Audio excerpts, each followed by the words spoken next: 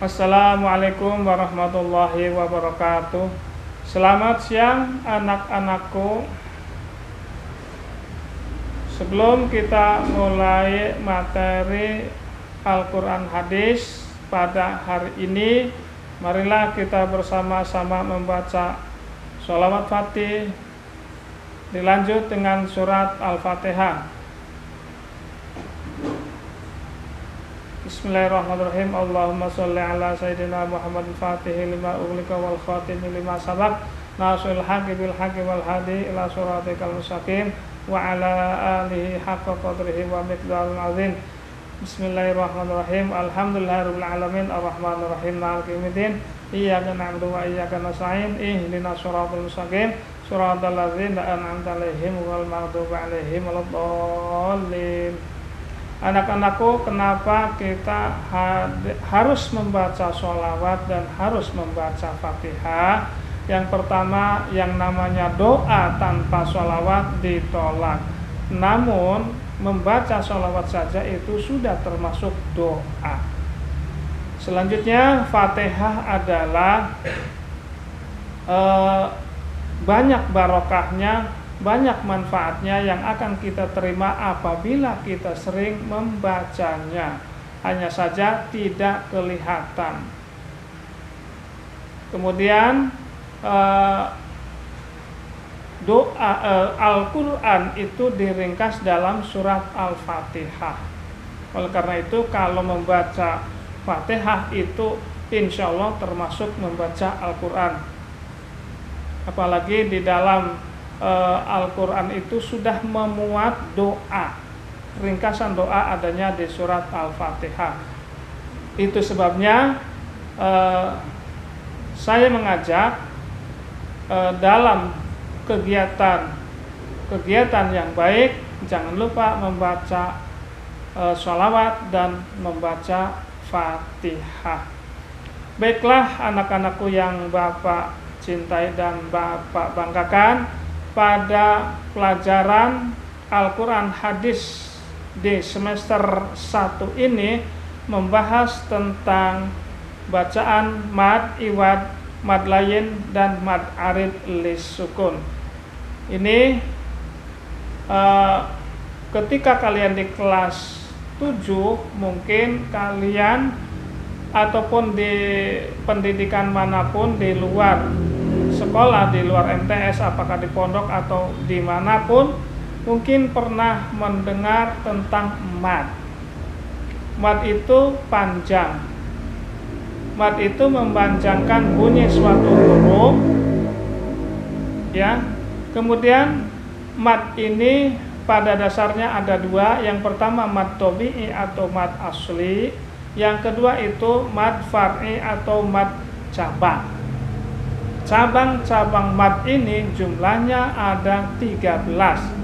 Salah satu mad yang dibahas pada kelas 2 atau kelas 8 di semester 1 ada mad iwad, mad layin, dan mad arid lis sukun. Mad berasal dari bahasa Arab, yaitu madda yamuddu maddan, artinya panjang atau memanjangkan. Sedangkan menurut istilah tajwid, yaitu memanjangkan bunyi suatu huruf tertentu yang wajib dibaca panjang. Huruf mad jumlahnya ada 3, alif, wawu, dan ya. Yang pertama yang dibahas dalam semester 1 adalah mad iwad. Apa itu mad iwad? Mad artinya panjang, sedangkan iwad berarti pengganti. Jadi yang dimaksud mad iwad adalah mad yang terjadi apabila ada fathah tanwin atau fathaten berada di akhir ayat, atau ada akhir ayat atau tanda waqaf. Contohnya sami'an basira, adzaban alima. Nah, ini tanwinnya dibaca panjang. Kemudian yang kedua mad layin. Mad layin, mad layin atau disebut juga madlin. Menurut bahasa madlin berarti lunak. Menurut istilah, mad yang terjadi apabila wawu atau ya yang berharokat sukun, huruf sebelumnya berharokat fathah, lalu diwakofkan. Wakof itu dihentikan. Contohnya biadikal khair. Kemudian yang selanjutnya adalah mad arid lisukun.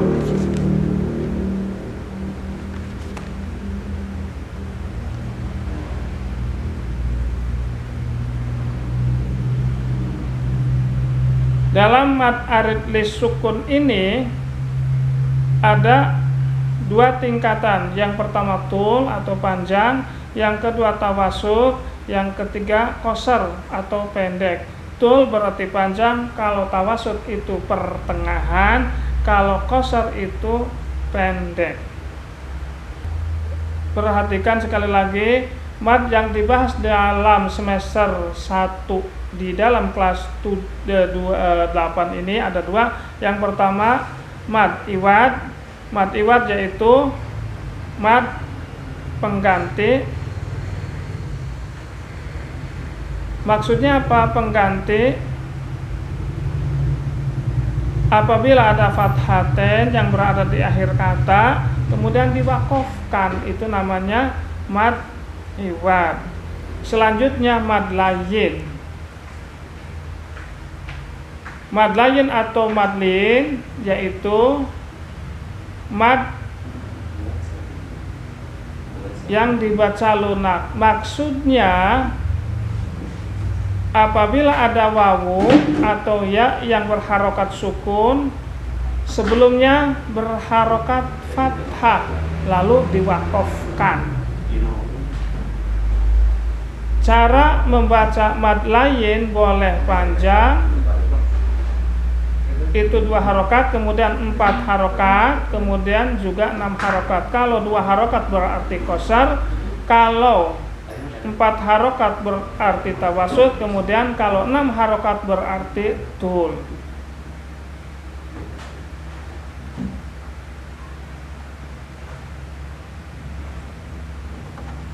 Kemudian selanjutnya mad arid lisukun.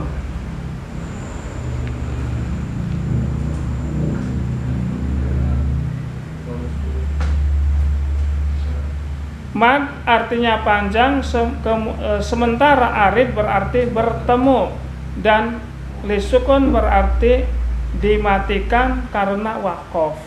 Jadi yang namanya mad arid lisukun adalah memanjangkan bacaan pada saat berhenti, baik di akhir ayat maupun di tengah ayat, karena diwakofkan. Mad arid lisukun juga dipahami sebagai pemberhentian bacaan pada akhir kata atau kalimat. Sedangkan huruf sebelum huruf yang diwakofkan itu merupakan salah satu dari huruf-huruf mad tabi'i. Itulah yang bisa saya sampaikan. Kemudian untuk selanjutnya tugasnya adalah silakan kamu tulis macam-macam mad yang sudah saya sebutkan. Yang pertama mad iwad, kemudian mad layin, kemudian mad arid lisukun, masing-masing 5 saja. Dalam juz amma itu banyak. Kemudian dalam contoh itu tidak mesti ditulis semua, hanya yang ada contohnya saja. Jangan lupa tugas ditulis di buku catatan. Jangan lupa tulis tanggal, bulan, dan tahunnya. Demikian materi Quran hadis yang bisa Bapak sampaikan. Mohon maaf apabila ada kekurangan. Assalamualaikum warahmatullahi wabarakatuh.